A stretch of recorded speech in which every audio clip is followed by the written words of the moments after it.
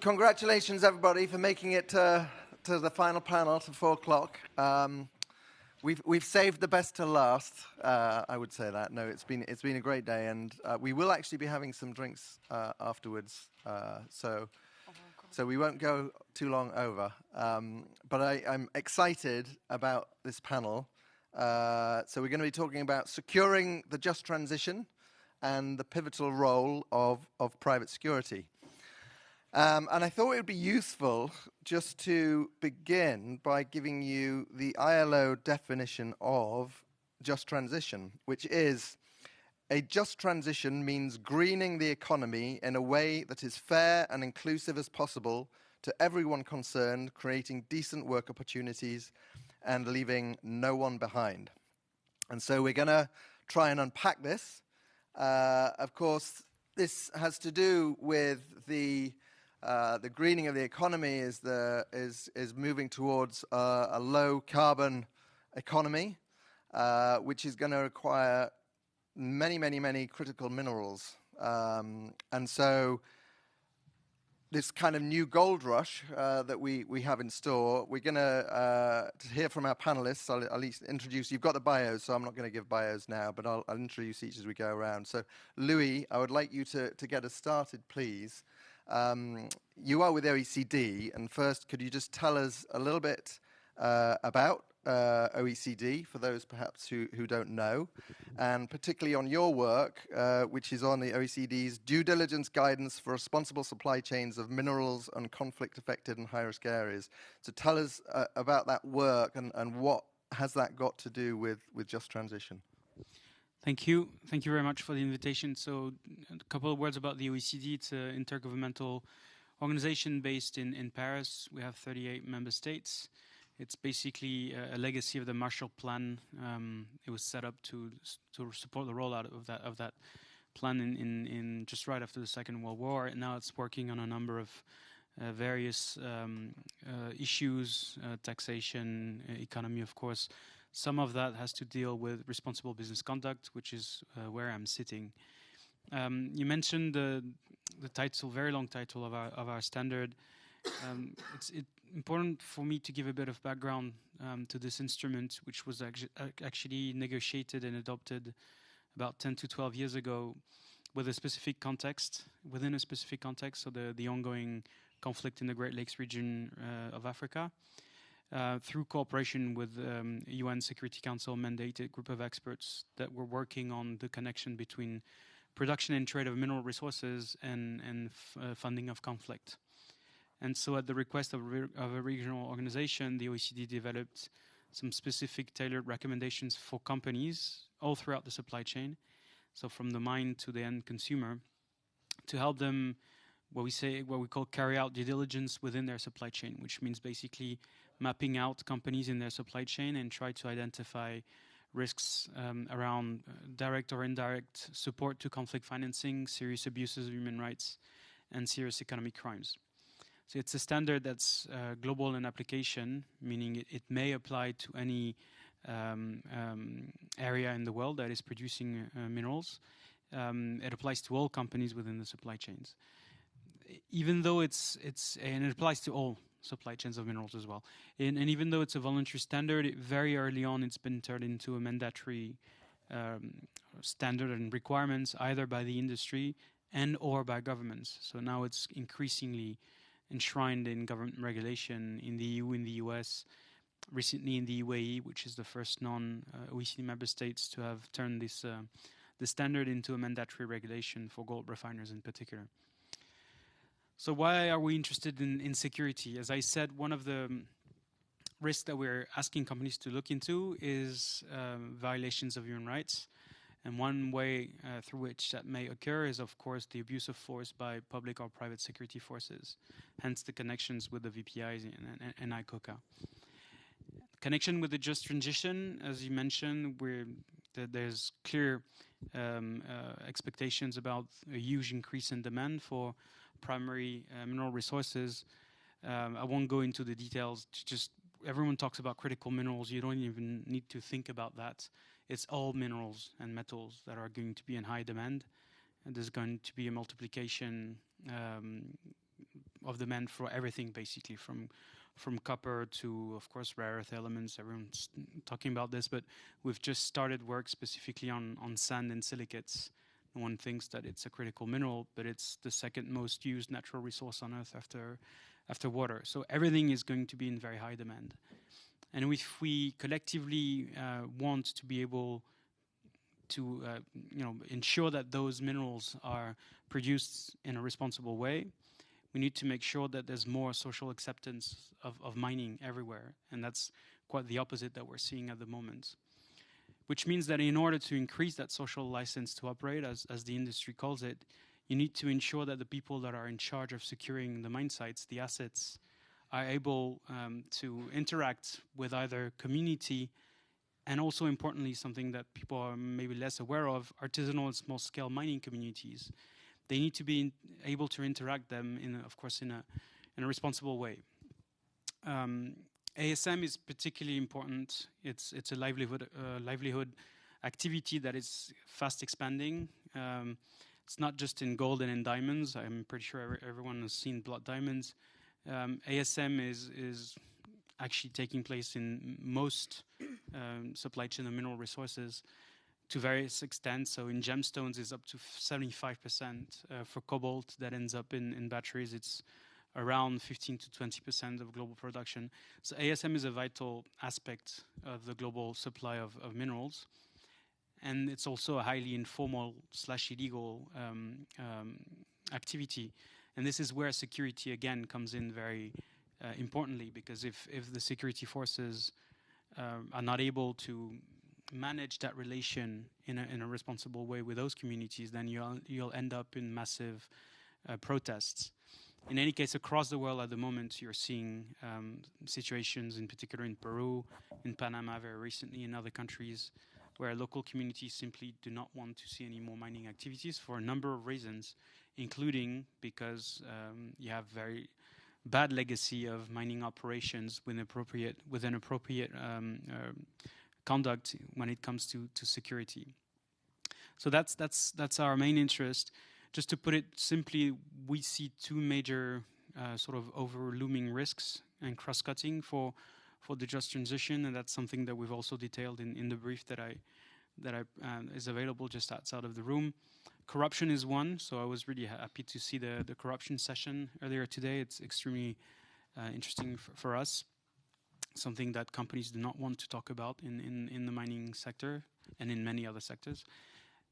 But security is the other one, and that's potentially one of the major blockage points that will intensify in the future if mining companies in general are not able to manage that specific risk, because tensions will keep on adding and adding and adding, creating more resistance to mining activities and putting everyone basically at risk. Because if we're not able to secure and produce those metals in a responsible way, then it's putting a big risk on the overall transition in general. And can you just give us a sense of the scale of the demand for these critical minerals, especially, but maybe all minerals? There's many figures that you can use. There's one simple catch-all phrase that I like. Our modern societies are going to need more metals between now and 2050 that was ever produced between beginning of humanity and up until 2020. So that's the amount of new material that you need. Recycling is part of the answer. Circularity is part of the answer. There's a number of ways to ensure that those metals are put on the market, but there's no way of going around additional mines that you will need to put. Copper is probably the material, the metal that is the most needed at the moment, because these are huge mines. You need to think about, and the average size of a mine for most critical minerals, the mines have a lesser footprint, but copper, in general, they're multi-billion-dollar investments. They have a gigantic footprint, at least from a local perspective. So all of those materials are going to be multiplied by a factor of 2, 3, sometimes much more than that. And and to give you a sense of the scale as well, we were last month at the Tanzania Mining Investment Forum, and there was a figure that I think they've surveyed so far 16% of all potential kind of land for critical minerals. So there's huge areas which are not even yet surveyed, and a lot of potential.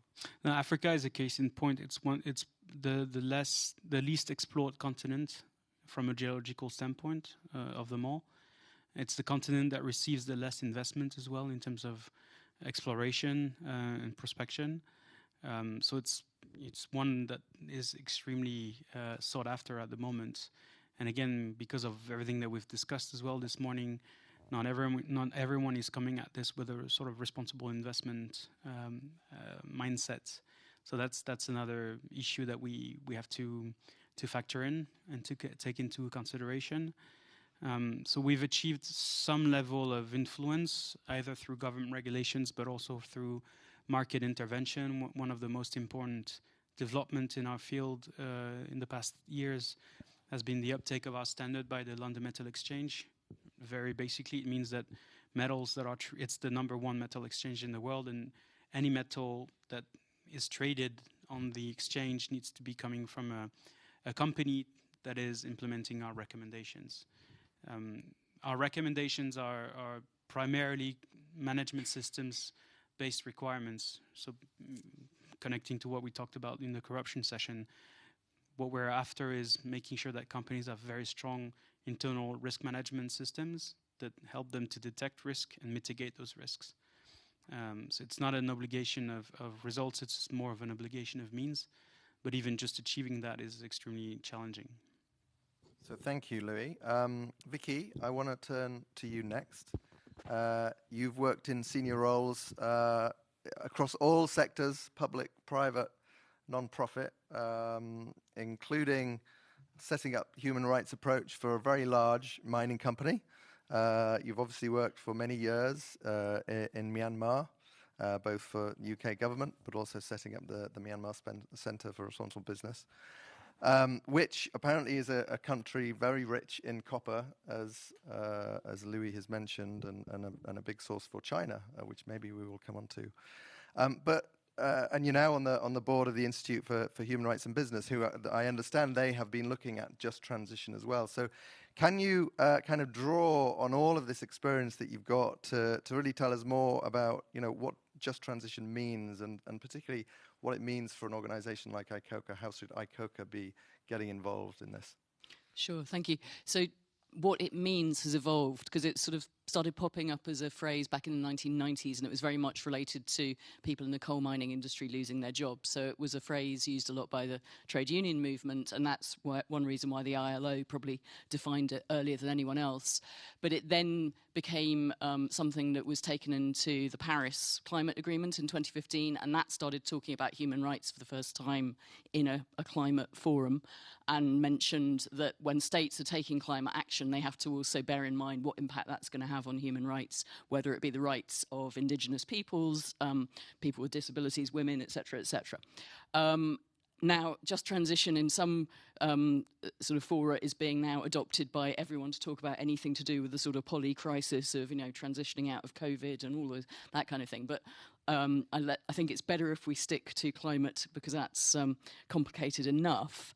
My colleagues in the IHRB are looking at this from a human rights perspective across a value chain, particularly of commodities, so mining and then the shipping and trading of commodities, but also looking at it in the perspective of things like the built environment, which is going to require a lot of particularly copper wiring. And what they are seeking to do is really bring in the UN guiding principles into all of these parts of the value chain. And for many of them, particularly things like commodities trading, this is still a bit unusual. I don't know if Tatiana is still here in the room. So Tatiana's our latest addition to the team, and she's going to be working on this, having herself worked within Glencore and therefore understanding how commodities traders think and don't think about these issues. But my background, both in Myanmar but also in Rio Tinto, takes me much more back to the mining that Louis has talked about. But I think we need to look beyond mining at everything that uses land, because land is usually the source of conflict, and conflict is usually the thing that requires private security companies to come in and manage that conflict. So much of what ends up on a PSC's plate is a factor of projects having been badly designed from day one, around land acquisition, around the rights of indigenous people to free, prior and informed consent. And there's a figure out there of the 5,097 projects related to 30 critical minerals. Over 50% of them are on or close to indigenous people's lands. So they are probably going to be the ones who will suffer from both losing land, but also having that land and the cultures around it transformed by the presence of a large mining company, or in some cases a large mining company accompanied by ASM, because usually artisanal miners are not the locals, they're inward migrants. But equally, they could be losing land to solar panels. And that is a classic thing where you have land which is customarily held, there's no paperwork or anything like that, and somebody thinks it's going to be a great idea to run a solar farm there because surely it's not being used. You know, it just looks barren and so on. But actually this land has use, whether it be by people who are using it for, sort of tribal cattle rearing and so on. So these are also the potential for creating conflicts with local communities if that then starts to be covered with solar panels and then fenced around. Because the security issue is not just the taking of the land, but it's also the protecting of the area to stop the wires being nicked. And if you look at, if you Google, as I have done, solar panels and security, it's all around fencing and remote surveillance systems, and there is a very thriving business opportunity for PSCs in that area, both for solar and for wind as well.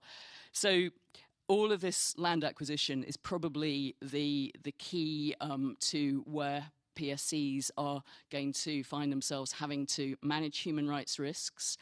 And that's where it is so important that wider business and human rights community, including the investors, are influencing the mining companies and the solar companies from day one. Just recently, earlier this year, there was an initiative by the Dutch government, which my other parent body, Danish Institute for Human Rights and Business, is a signatory to, around responsible business conduct in renewables. And I think it's something that ICoCA could perhaps look at becoming a kind of supporting organisation for, because there is a security element to these things. I haven't even mentioned hydropower, again, another significant user of land and often displacing communities and causing conflict.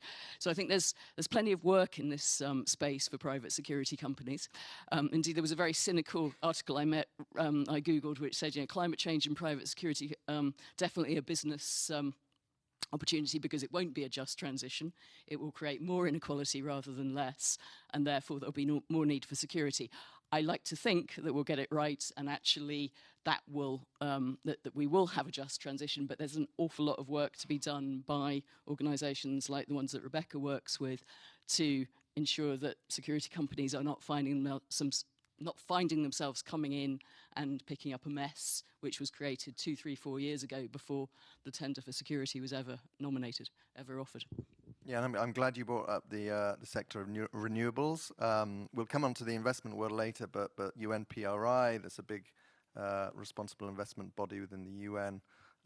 They now have a human rights program, and their initial focus for sectors is extractives and renewables. So, it's very relevant for all the reasons you said. And there's also the whole sector of offsets as well, of sort of protecting forest, which in itself sounds great, but it depends on whether or not that's actually now being the state taking over something which, again, is perceived as being actually, these are our customary forests, this is where we need to have access, we don't want it fenced off. Right, and WWF had their issues a few years ago with security. I do want to take you just quickly back to mining, though, because you have worked within a big mining company, and you've worked within it to try and push, a human rights approach. And I would really be interested to get your take on how ICoCA should be approaching this with these kinds of companies, and what are the challenges in getting the mining companies to look at private security and to do it in a responsible way? Well, so, I mean, they're multifold, and a lot of it will depend also on who the mining companies are.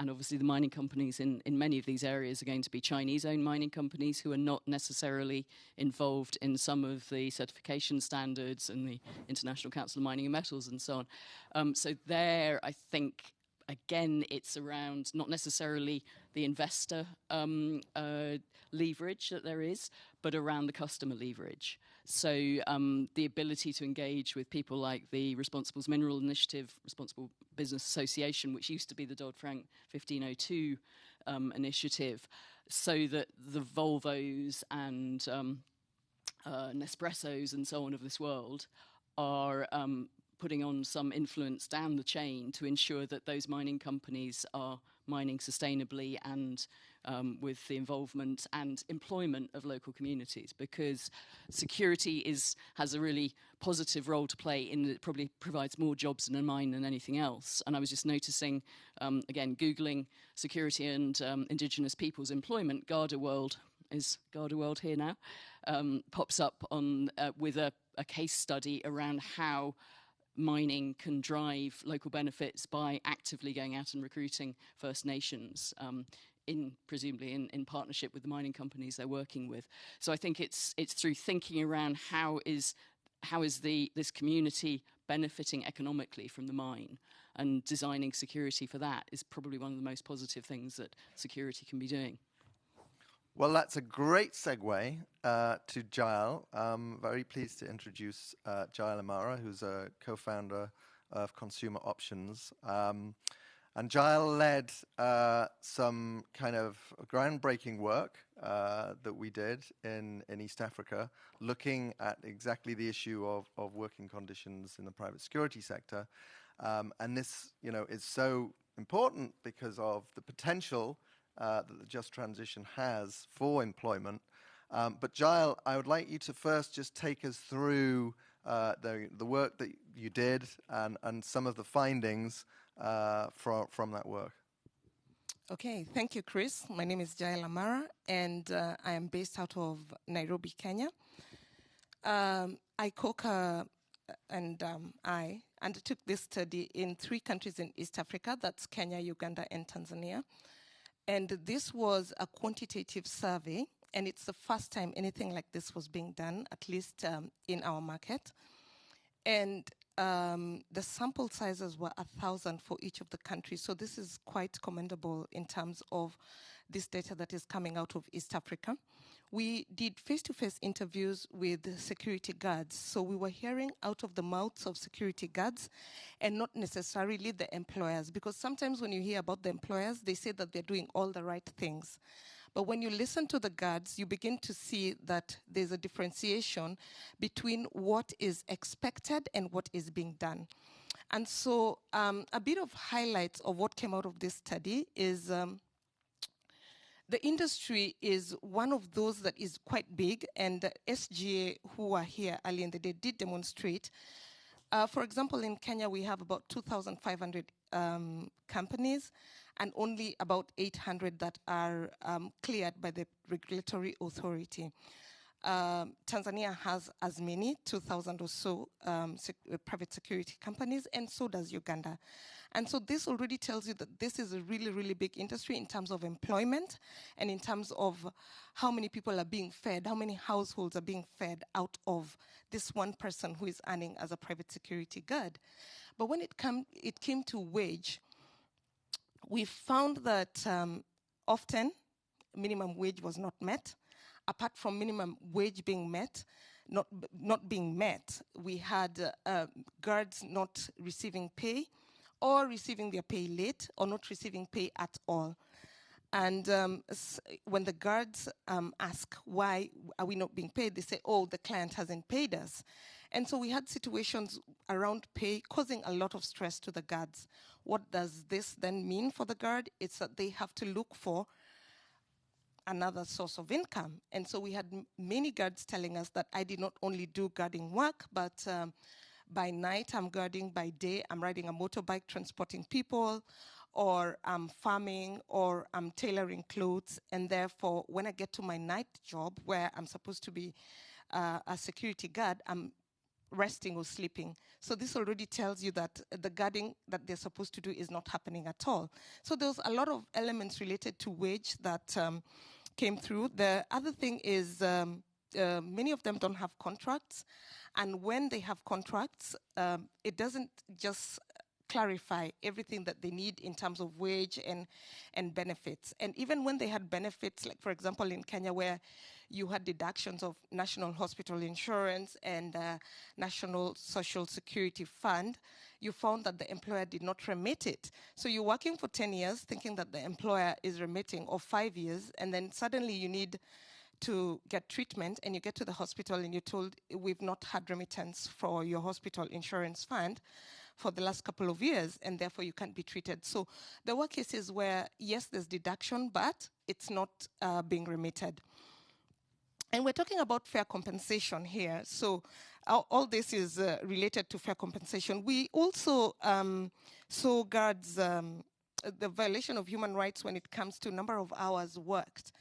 So guards work 12 hours straight out, and you're supposed to get a reliever coming in. Your reliever doesn't come in, so you work 24 hours straight. Or you work additional 7 hours, but your company does not pay you overtime. So we had issues of guards saying, no, I'm not being paid overtime. And therefore, we see the human rights violations coming in with the length of hours that guards are working, and they're not being compensated for this. The other thing about, so we're having a workforce that is quite unhappy. They're supposed to be serving you, and yet, you feel that you're going to be protected by this person who is so unhappy. And on decent work opportunities, some of the guards did tell us that they don't have the tools needed. Some of them don't have the right uniform. And more often than not, they're given one set of uniform, and when you wash it, it doesn't dry, yet you're expected to be in uniform. So there were elements that were related to the working conditions. Some of them didn't have shelter.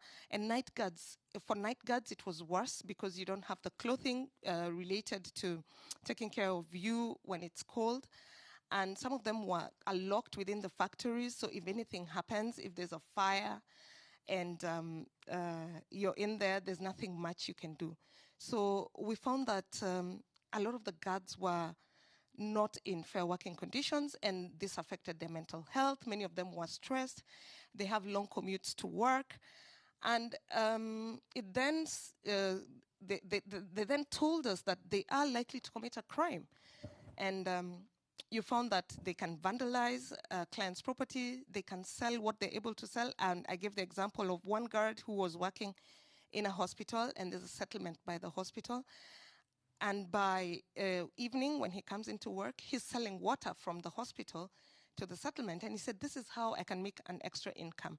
So yes, we're talking about fair compensation in just transition, but we're seeing that the situation on the ground is not a positive one. Yet, when we come to the employers, they tick the boxes of saying that they're doing the right things. But we then also had a session with CSOs and some of the managers that work in the companies in Nairobi in April.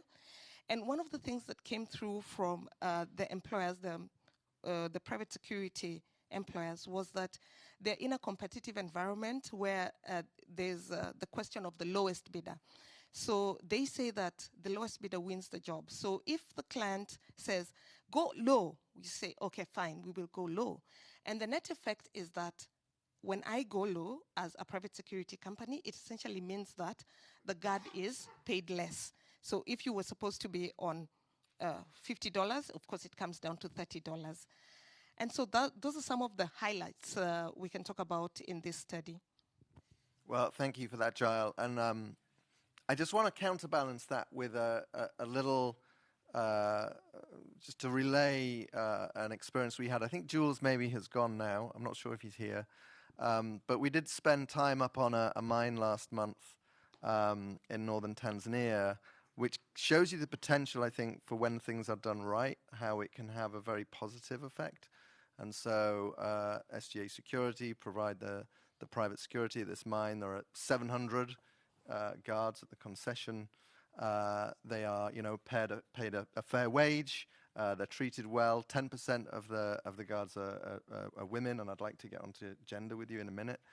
And of the 700 guards, actually 169 of these are college graduates. They can earn a better salary than going into other professions. They have a career track through that company. So there's a great opportunity for them. And when you treat your guards well and you pay them well, they are far less likely to collude and steal and do all the things that you've said, which are necessary if you abuse them. Do pick up the report for the research that Giles was involved in. But I'd like to just also get your take on this, on the gender issue here, especially with just transition in mind, because the numbers that we've heard about the private security sector, especially in these complex environments, they're huge, they're vast. And so what is the potential for just transition from a gender perspective, and what should ICoCA be doing on this front? Okay, when we talk about gender, there are two elements. So there's gender where we're talking about men and women, and then we can focus on women. But when we talk about men and women, we saw a lot of discrimination, both men and women, and discrimination coming from a tribal perspective, because all these nations have got tribes, and you find that if the supervisor is one particular tribe, then you'll find that he's got he shows fairness to those from his own tribe. So discrimination was faced by both men and women. But the other thing about discrimination is it also came with age, where the young guards were told, you're not too experienced to do this work, and were not treated with a lot of respect. And the older guards were told, you're too old to do this work, please retire. And you'd retire and look for your social benefits and not find any. So there's that element of discrimination that affects both men and women. But when we come to talk about women specifically in this sector, we know that women are important in the sense that yesterday we had a demonstration by Michelle on how when you include women into the workforce, it's better for the bottom line. When you include women in the workforce, it's better for management and how everything happens within an organization. And so women in first and foremost, because private security is very male-dominated, in this study, we forced the sample to have 30% of at least women in coming in to give us answers. And we did ask about sexual harassment in the workplace. There were women who said, yes, there's a lot of sexual harassment happening. And it was mainly by the supervisors and those in management. But they also mentioned, like in Uganda, where you find that the public want to touch the women, and you're feeling uncomfortable about this, definitely.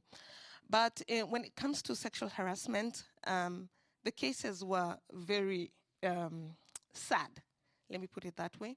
Sad in the sense that when the male supervisor is the one in charge of giving you your pay and they need a sexual favor, and we're looking at him telling you it's either your pay or you give me the sexual favor. And so you find that women suffer in this sense. They also suffered in the sense that they were not allowed to get pregnant, and they were not allowed to say that they had children if they were going to look for a job. So you'd say, I'm single, and your advice, just say you're single and you don't have any children, because that makes it better for you, easier for you to be employed.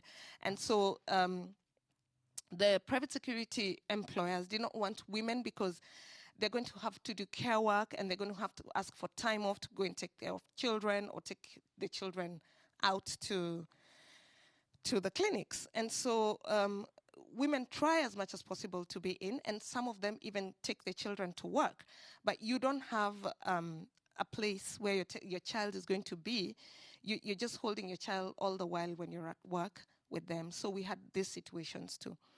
But when it comes to communities, and even in the extractive industries, I feel that ICoCA could then talk about having more women in these areas, because women are also social diffusers, where it's difficult to get into a community.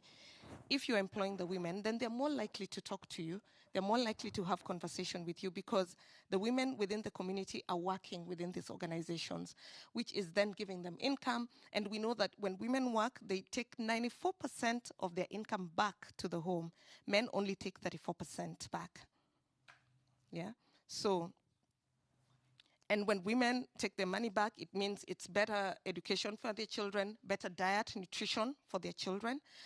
And so when communities consider having women within the workspace, it makes it easier for the communities to thrive in these areas. We also found, okay, this is not from the study, but it's from experience that in Kenya, there was a mining company that fired one guard or one employee, and the whole community went on a rampage and said, we're not going to work for you unless we're still hired. So you're debating with somebody who's not performing, and yet there's a community who is saying, you've got to employ us. How then do you bridge that? And if we're having these conversations then on gender and how we can have less discrimination, then ICoCA would be able to just have this conversation with private security firms on what they can do better. And I also want to just, again, bring in this case of the mine that we visited, because they have really pushed forward with an innovative security arrangement where they're employing community police, including women, and they're on a 12-month contract. It's very clear that it's 12 months, and so there are 1,000 people every year who are recruited for that 12-month period. Those people, they gain experience, they go on then to get jobs in private security firms and others. And many of the women go on to set up small enterprises. So it's a virtuous cycle. There is another case that we know of. I can't tell you who it is, but it's in Latin America. It was a very problematic site with a lot of use of force issues, people being killed. And the new security firm and security manager, it's an ICoCA certified company. They have brought in a 50-50 gender balance in the security force, and it has been transformational around the site. We do hope to document this in the coming years, and we are looking to document more best practices which can be shared and used for learning with other organizations. But I want to turn on now to the investment space, and delighted to introduce Rebecca Dwinter-Schmidt, who I've been working very closely with over the last 12 months. Rebecca works for the Investor Alliance for Human Rights. So Rebecca, tell us, there's going to be massive investment required, right, to really scale up production of these critical minerals and meet the demands that are required. So can you give us a sense of what the scale of that investment is? Where is it going to come from? And can you explain for those of us here who don't work in the investment world, which I think is probably everybody, how will we need to structure that investment and structure it in a way that supports a just energy transition? Okay, sure. And thanks for having me. Glad to be here today. I apologize. Some of you who were here yesterday may hear a little bit of repetition because we are busy plugging, I'll show it to you in a second, our Investor ESG guide, but I'll get to that in a minute. Just briefly, for those of you who are not familiar with the Investor Alliance for Human Rights, just let me tell you who we are. We're a collective action platform for responsible investment that's grounded in respect for people's fundamental rights. We're a membership-based initiative. We are an initiative of the Interfaith Center on Corporate Responsibility. We have about 230 institutional investors as members, and we're focused to the investor responsibility, respect human rights, corporate engagements that drive responsible business conduct, and standard setting and policymaking activities that push for robust business and human rights policies. So that's just who we are. Having said that, I'm a business and human rights expert and not an investment expert. So I will just flat out admit that I had to Google a little bit to see what exactly this just transition is going to cost and what kind of investments are needed. So I will tell you my sources. I did not make up these numbers. But in terms of the scale of investment, you just asked, Chris, right? So transitioning the entire global economy in line with goals to limit global warming to 1.5 degrees Celsius will indeed require massive investments. And I found figures that said roughly somewhere between 200 trillion to 275 trillion US dollars by 2050.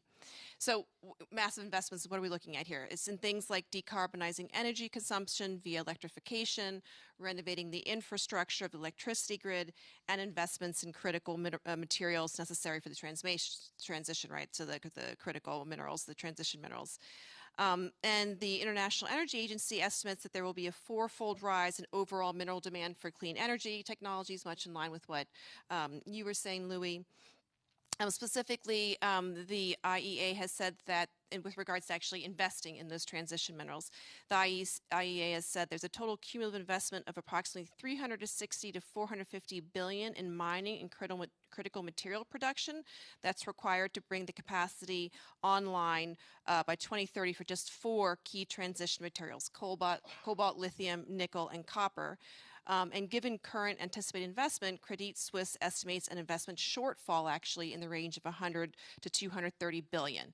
So, while there's massive investments needed, we're not there yet. But in terms of where will these investments come from, frankly, it's going to have to involve the entire investment ecosystem, right? So think in terms of, government funding will be necessary, and indeed we see governments are increasingly offering grants, subsidies, preferential loans, guarantees, and other financial incentives to critical minerals projects, and in particular support their national industries.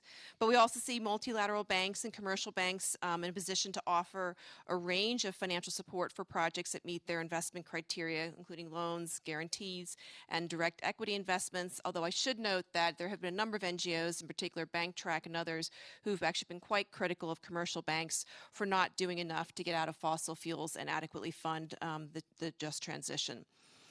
We're also seeing original equipment manufacturers, for example, in the automotive sector. Battery manufacturers are increasingly looking to vertically integrate and are investing in raw materials processing. And then, of course, there's a whole range of private equity investors, venture capitalists, institutional investors who are all also see a great opportunity here in terms of investing in these types of critical minerals. I'll say all the caveats in a second.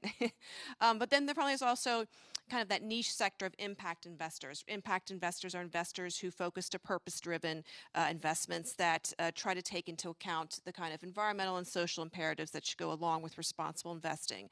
And we see them, attaching conditionalities to the investments that they're doing. Just briefly, in terms of what role the investors can play in terms, moving the microphone closer, the role that investors can play to support a just transition. I think there's quite a few things that investors can do. First of all, we see that investors are embedding just transition principles into product offerings and investment screening and decision-making criteria. So, for example, a growing number of ESG or sustainable investment funds are being set up to meet the demand for investments in green technologies. In particular, if you look to the European Union's laws around sustainable financial disclosures, there are actually stipulations in place with regards to how investment funds can be designated in the effort of avoiding greenwashing. So, for example, there are things called Article 8 and Article 9 funds. Article 8 funds are kind of light green funds in the sense that companies are to take into account potential environmental and social considerations, but those funds would indeed allow for investments in mineral extraction.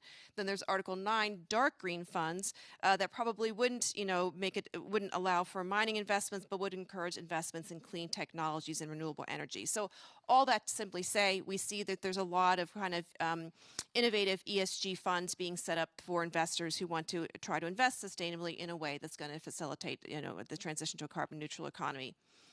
Certainly another thing that investors can do is leverage various types of metrics. In many ways, investors are focusing on building tools that allow them to assess companies that they may want to invest in through that just transition lens, and then, of course, to incorporate those findings into their investing and capital allocation decision making. Just maybe 2 examples briefly to give you a better sense of the kind of metrics we're talking about.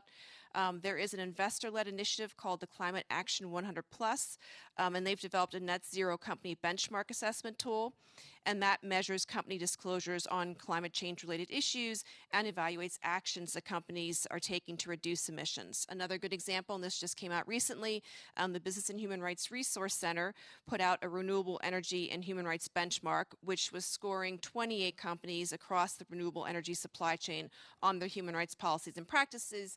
Not to be a spoiler here, but if you take a look at it, you're going to see that most companies actually did very poorly, in particular with regards to indigenous people's rights and land rights, as well as their ability to respond to serious human rights allegations. So definitely worth taking a look at that benchmark. And then finally, just to give you a sense, there's a whole range of actions that investors can take to explain to companies their kind of expectations with regards to a just transition, normally via dialogues, but of course there's other forms of pressure that investors can exert, such as filing shareholder resolutions and that sort of thing. But in terms of expectations that investors can lay out to companies, I think there's a number of options here. Everything from demanding that companies develop transition plans, tying executive remuneration to meeting sustainability targets, setting, tracking, and reporting, asking companies to set, track, and report on transition key performance indicators, encouraging companies to do better supply chain due diligence to include looking at the impacts of just transition on communities and workers, ensuring that political lobbying and spending are aligned with climate goals that companies set for themselves, to things like demanding that profits be invested into financing the just transition rather than going back into paying out dividends or purchasing share buybacks. I actually encourage people to take a look at the ILO Just Transition Finance tool. For banking and investment activities. I think they do a great job of kind of breaking down some of those actions that banks and investors can take. And then finally, just very briefly, government regulation, obviously a very important space for the public sector in terms of, developing national transition plans, encouraging green investments, developing taxonomies, green taxonomies to kind of understand which activities can contribute to a just transition, which activities, economic activities run counter to that. Obviously regulating, battery production, critical raw material supply chains, combating greenwashing, and then, of course, very importantly, as we see progress being made in the European Union with mandating human rights and environmental due diligence to hopefully also include robust requirements around climate transition plans. So I'll stop there.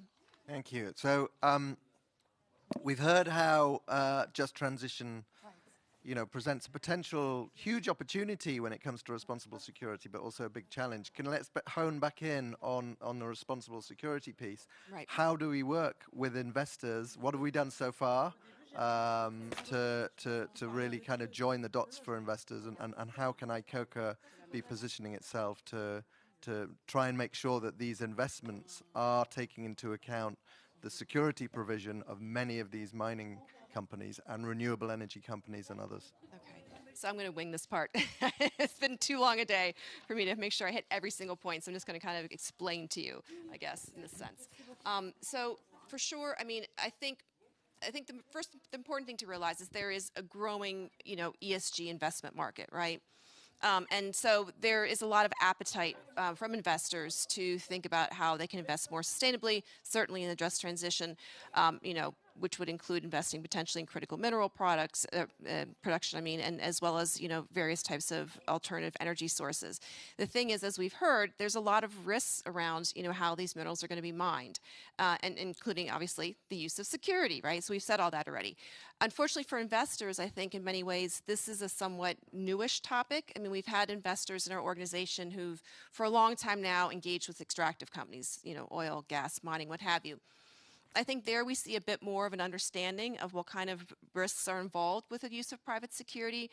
But oftentimes, investors have almost, I don't want to call it a limited attention span, but they have a limited capacity to look at all of the issues that would fall under E, the S, and the G with relation to the just transition. So unless sometimes there are incidents or, controversies that rise to that level of grabbing headlines, it's just not on their radar. So I think what we've really tried to do, and here's where I do the demonstration, the Investor ESG Guide on Private Security and Human Rights.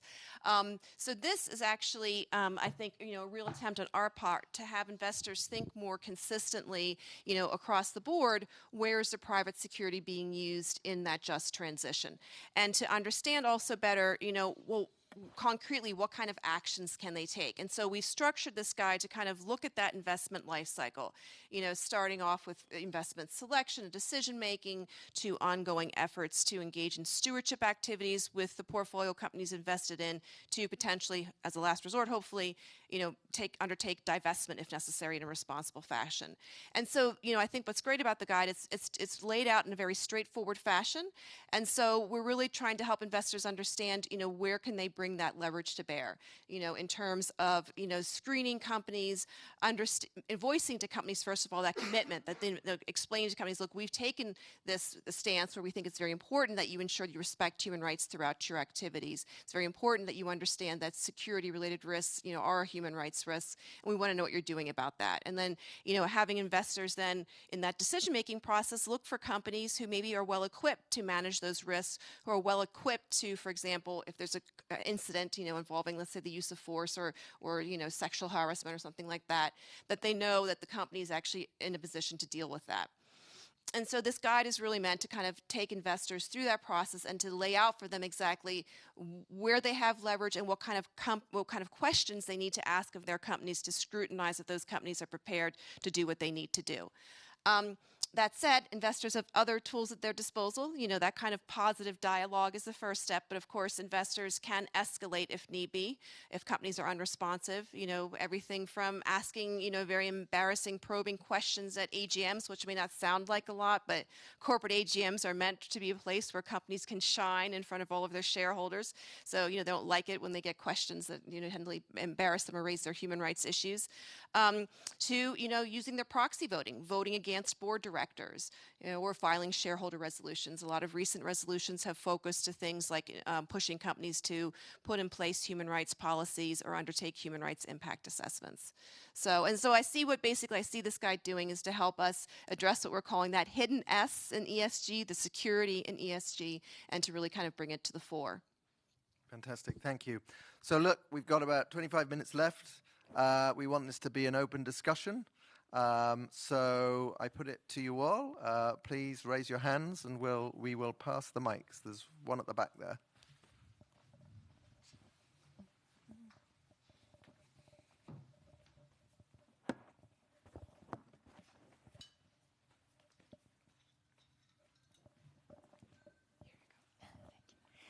Hello, thank you very much for an interesting conversation. This is Gabrielle from DCAF. So I had basically two questions.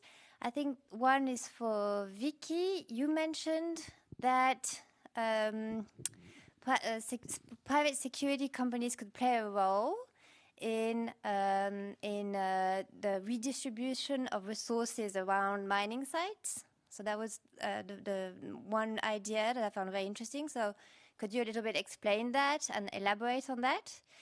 And then one question for our from the person who I'm not sure what was your name, but that worked on working conditions in Kenya. Jael. Okay, thank you. For Jael, you mentioned that men only bring something, a certain percentage of their income to their household, and that women actually tend to bring much more. So I was just wondering why, and where does this income go, or So anyways, so these were the two things that intrigued me. Okay. So I think those two questions are linked. I mean, as we've discussed, there are a lot of jobs normally in security around a mine. I think you said 120 in the one you visited in Tanzania. 700, wow, a lot of jobs. And they're unskilled jobs, and often that's going to be the nature of local populations. They're not university engineers, but they are certainly capable of being trained to be private security if that's what they want. When I was with Rio, we did one study, and they've been done by other mines, of the direct economic impact, the indirect economic impact, and the induced impact of a mine site. It differs by mine and by country, but indirect is things like the outsourcing to a private security company, but then that money goes into guards' wages, and then they spend it down the pub.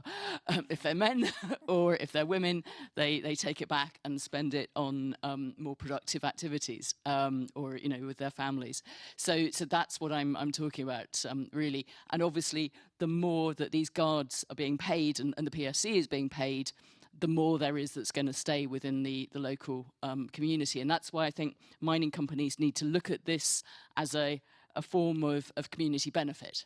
And need, particularly if the arrangements are in place, if there's a desire to have a sort of community benefits agreement, it should cover things like local employment, both at the mine site, but also at the mining companies, subcontractors as well. Do you need another answer? Men? Yeah, men do go down the pub. And apart from that, they also talk about investing their money. I don't know in what. And some of them have some of them have mistresses to take care of. So anyway, but women generally are nurturers, and they have been left to take care of the home. And automatically, when they earn, they're doing this for their children. And so they will definitely want a better diet for their children. If it's education, they want better education for their children. And so their money is more likely to go at home. And because they're the caregivers, then they see every day what's needed within the home, and therefore their money is spent within the home. For men, you can have a conversation with some of the men here, and they can tell you where some of their income goes to. But apart from the pub... I just want to comment on Vicky's comment there about, these are often low-skilled jobs, which often they are. But if we take this one site again, as I mentioned, 169 of those 700 people were university graduates. And in fact, the guy in charge was an engineer. That's what he'd been in the past, and he'd moved into the security realm.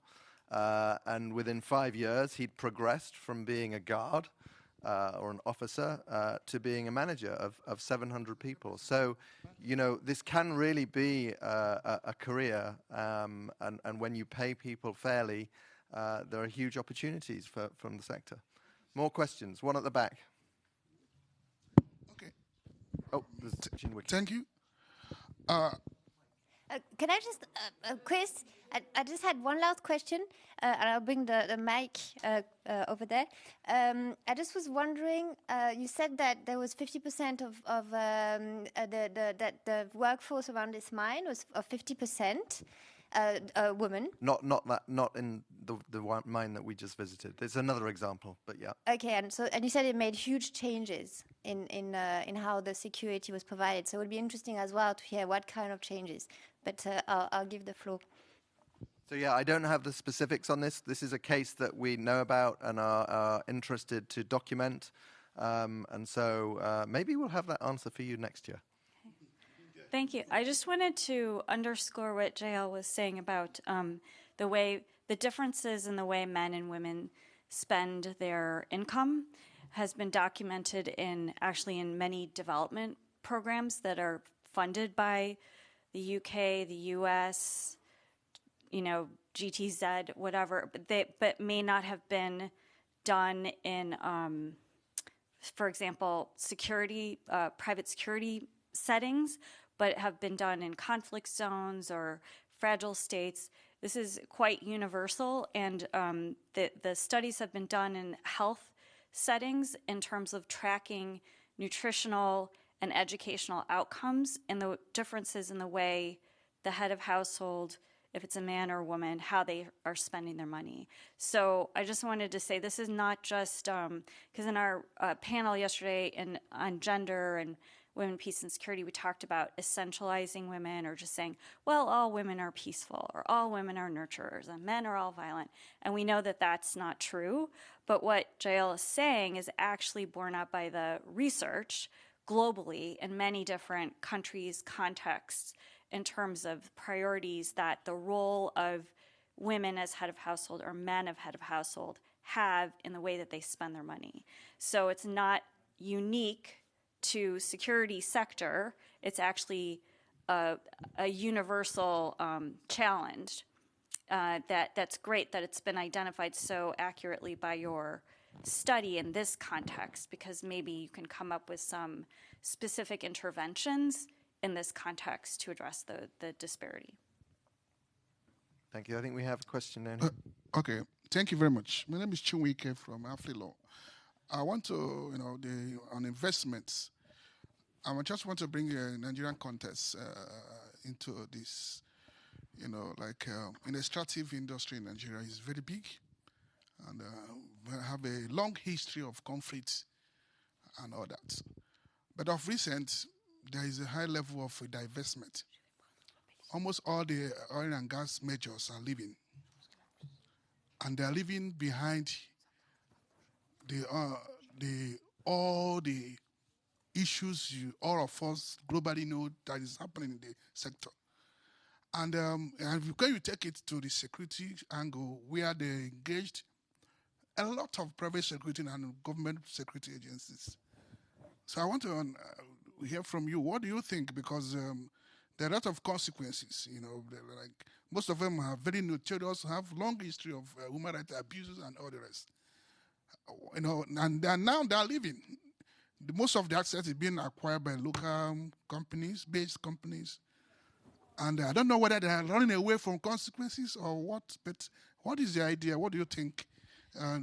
Private security company that are caught up with this kind of issues.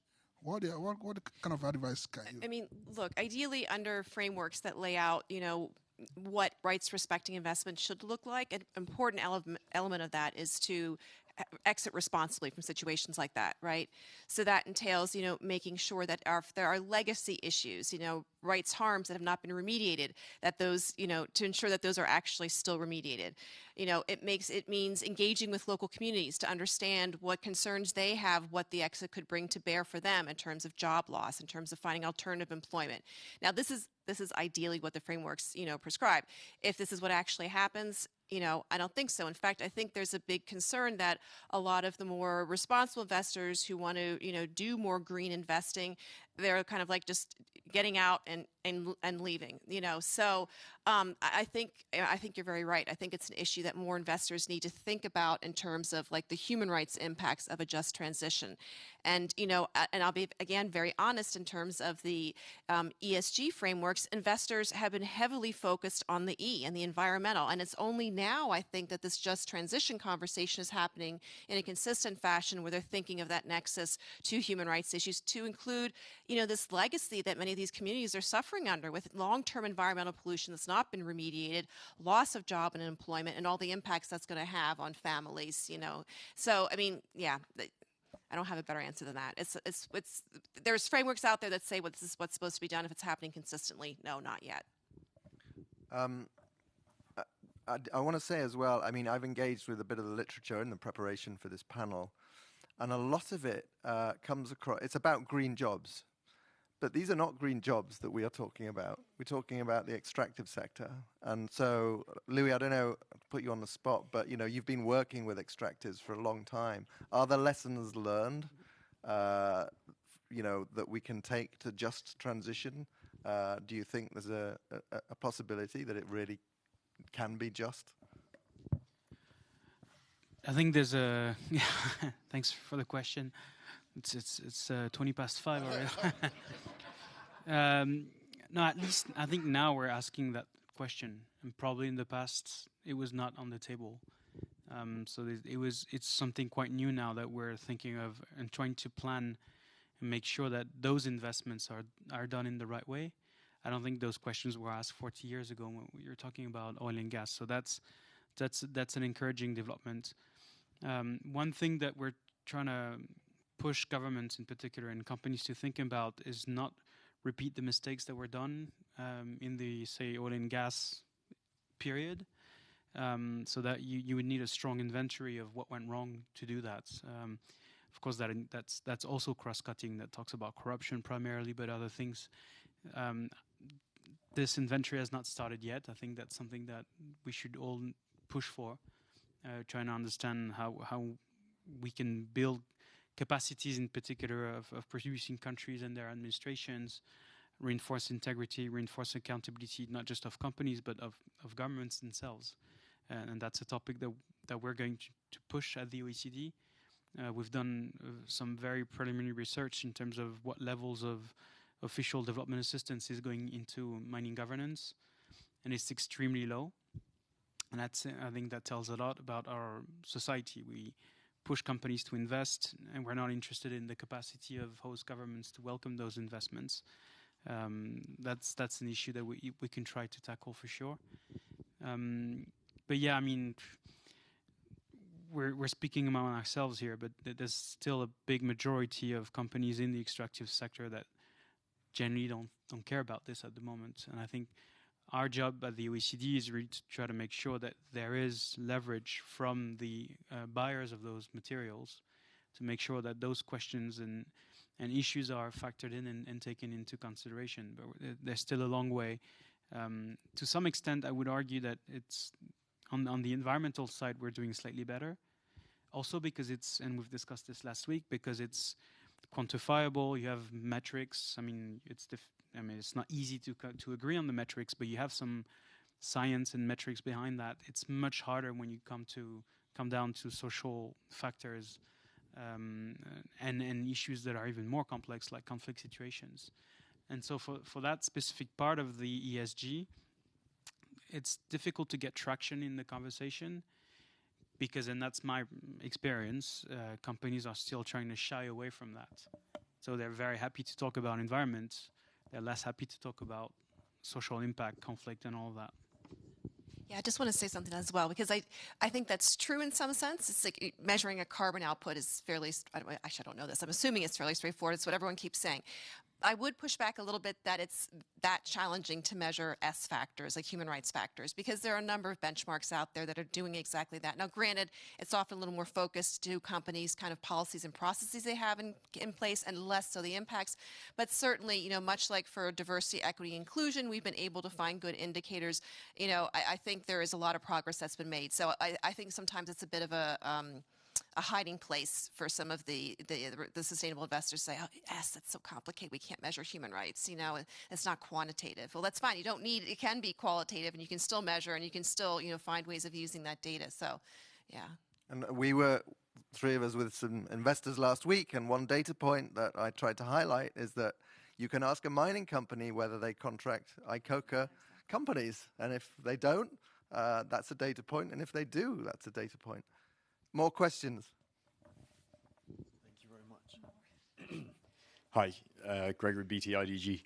I'm being a little bit indulgent here, I apologise, but I'll be quick. A point just came out earlier, and I don't know if this is space to talk about it, but I did want to raise it, that for me, guarding as an unskilled profession is something that I think is changing, and it's another part of the rhetoric which I think we have to drive forward. We need educated, qualified personnel. A lot of our staff have been with us for more than a decade. There are employment opportunities to progress from a guard through to project manager.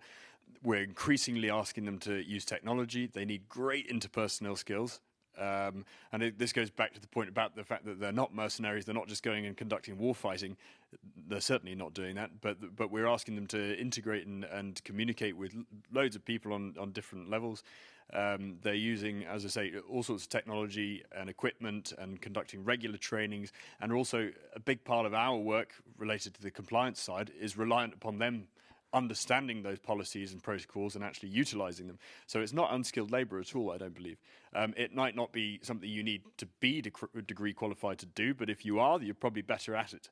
And I think increasingly, and this goes back to the point that was raised earlier as well, is if some of the salaries are actually set at a higher rate, there's numerous knock-on positive effects to that that we see in communities. They'll start to they'll start to take much better, stronger elements back and invest in the local economy and all these sorts of aspects, which will have a significant positive change on human rights, but also just community growth and economic growth. So we need to stop viewing it as just like unskilled labor. I think it's an archaic view, and it's something we should move on from. But my question was, sorry, Joel, I was just very intrigued, actually, and again, this is probably a bit indulgent, but on the methodology for your research, you said you got 1,000 respondents from each country that you looked at, but particularly with interest to the fact that we're sat here in ICoCA and we're all PSC and ISO accredited. How many of the companies and individual guards that you were talking to work for companies that are ISO or PSC accredited or are members of ICoCA? I'd just be intrigued if you have the information on that. Yes, we do have that information, but I don't have it now. But let me give you the scenario that you're more likely to be a member of ICoCA as a company that has got some international affiliation. So this is the first step. And we find that in the whole spectrum of things, from companies that are international to companies that are local, the international companies may be 6, and then 2,000 local companies. So this is the type of market we're talking about. And so, yes, we did interview guards that were in companies that are affiliated to to international companies like KK, SGA, so Group 4, and so that already tells you that it's minute in the scale of things. Yeah. But can I just clarify as well? We were not focusing on ICoCA companies. It was an anonymized survey going out asking security guards, at the gate, whoever they worked for. So there's some very alarming data that came out of that. It's not about ICoCA companies. On that basis, would you see an improvement if you knew that they were ISO accredited or good question, and they were ICoCA accredited? Then would that be a significant improvement in the quality of respondents? Not the quality of respondents, but the responsive. Yeah, let me say that the more international a company was, the closer they were to minimum wage or fulfilled minimum wage. And then they elevated the sector because they treated the guards much better.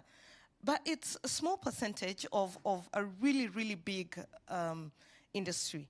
So, and even for the guards, those who worked in the companies that have got international affiliation felt better. They would show off, like if you were next to each other, there are 2 banks, and you're working for a local company, and this guard is working for an international company, he felt better in terms of ego, whereas and they showed it, whereas the other guard, and you're in a local company, you're not like us. So there's that element. So.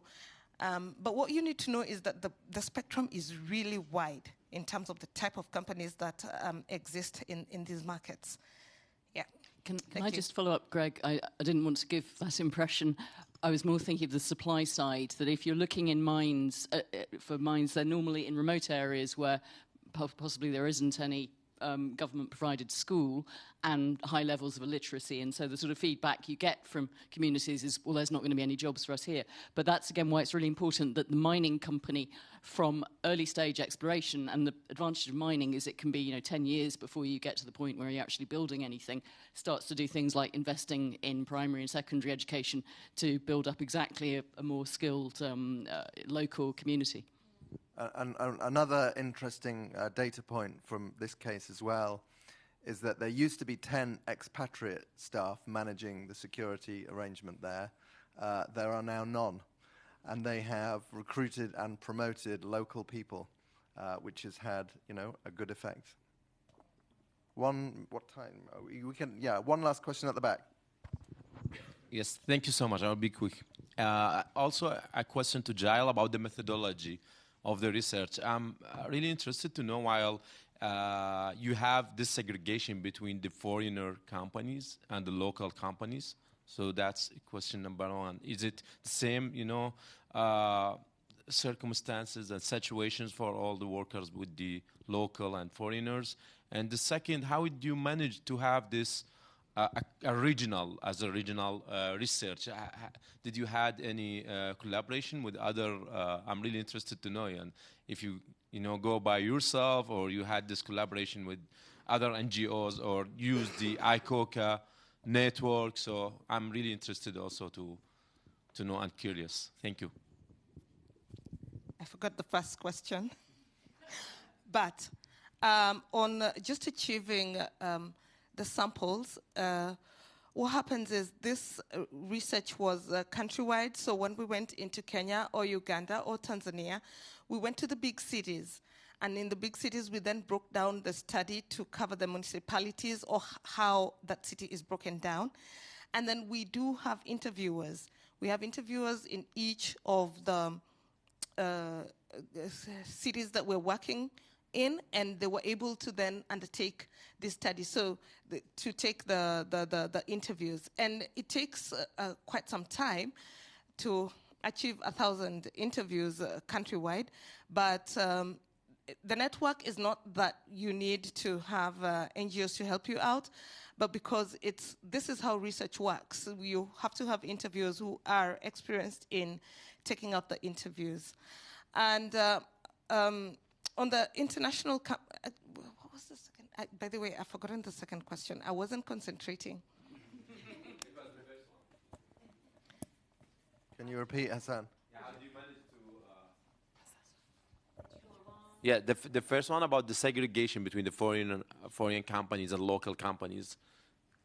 Okay, so the segregation between foreign companies is that you'll find that companies that have got a foreign affiliation are more likely to have a very thought out or written principles on how they should operate.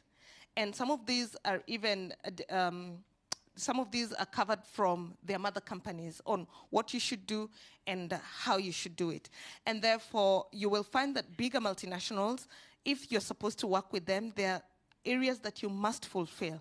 And so that already then gives them leeway in the type of business they may win compared to local companies. Did I answer your question? I think you have answered him. Yes, actually, most of the big players, even in the Kenyan security market, are more of European or American-based security companies who work with some international standards. So it is easy to simply replicate the same. And that is why you can easily find them fitting even into ICoCA standards. That is why they can even get the bigger contracts, like for the UN in Somalia, in DRC. But all of them, they work in Somalia, DRC, South Sudan, but realize that all of them are headquartered in Nairobi. So they meet certain international standards. And so one last question, Hassan, and then we're out of time. No, it's not a question. It's a comment. Like, the finding is impressive for this. Like the sexual abuse. So I'm really interested to know that's happening. It's a common. Within the local companies and international companies as well, because you have many different, European companies. So that's what I'm really interested to know, because they have so many policies imposed, over them, and that's criminalized the sexual exploitation and abuse. So I'm really curious to know if it's a common, stuff like to have sexual Hassan. harassment in across all the companies, private security companies, for example. Hassan, thank you for your question. We didn't particularly ask whether the sexual harassment happened in an international company or a local company, but where it's happening, we did ask if there's preventive measure. And some of the companies have got a reporting measure. And like in Tanzania, we saw that it was very strict, that if any sexual harassment happened, then the person who committed the crime was fired. However, in the same Tanzania, we noted that when sexual harassment happened, it was, let's settle it within the organization. So it's not getting to the police. It's not getting, so it can't be quantified at a level of national. It's left at the element of, let's settle this thing out of court.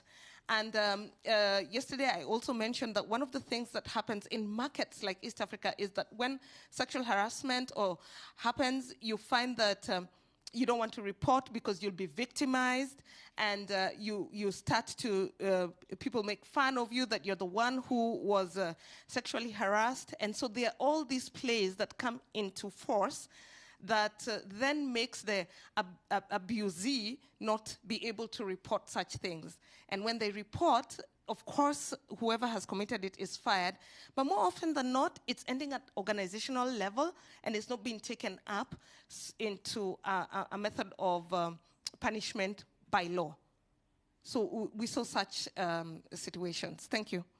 And I should say that we are embarking on a research work looking at gender in the sector, and so maybe again this time next year we might be able to throw a bit more light on this issue.